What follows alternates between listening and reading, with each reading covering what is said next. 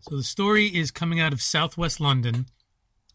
A woman stopped in a bus-only lane, like stopped at a bus stop, she says, for 45 seconds behind a police car and a van that were parked there.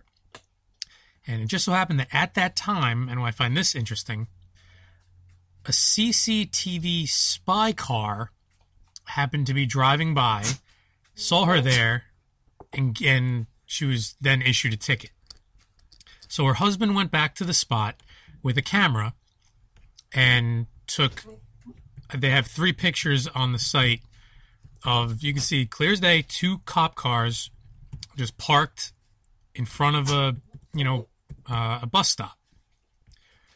And as he was driving away, 2 different cop cars caught up with him, pulled him over, and said that he was violating the Prevention of Terrorism Act because he took pictures of the police cars.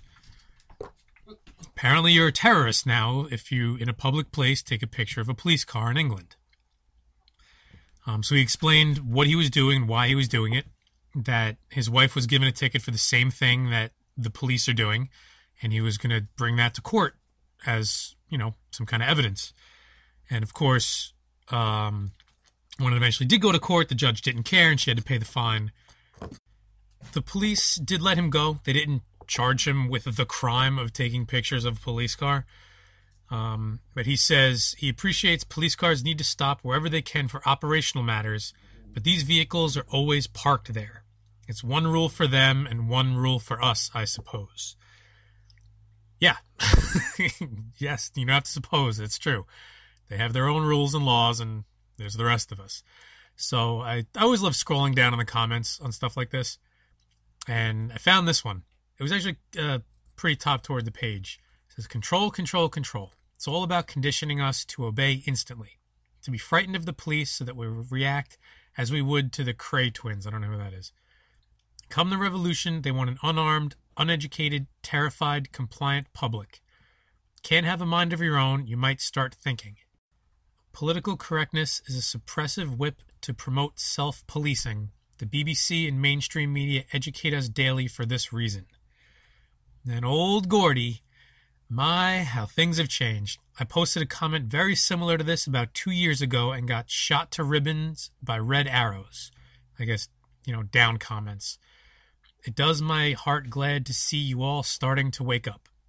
I think that's the point. Each day that goes by, more and more people are waking up. They know that. We know that. People that are already awake know that. The people that are still sleeping, they have no idea what's going on other than what time their favorite show comes on. But the people that matter at this point know that more and more people are waking up constantly to what they're doing, which is forcing them to do more absurd things, which in turn wakes more people up.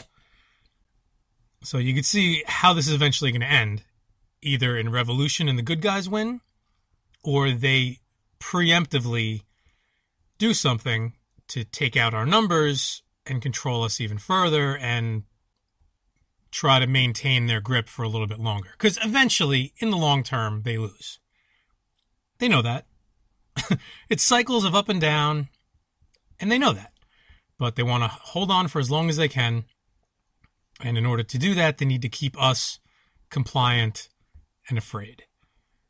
But the more and more they do things like this, the less and less they're going to be able to achieve their goals.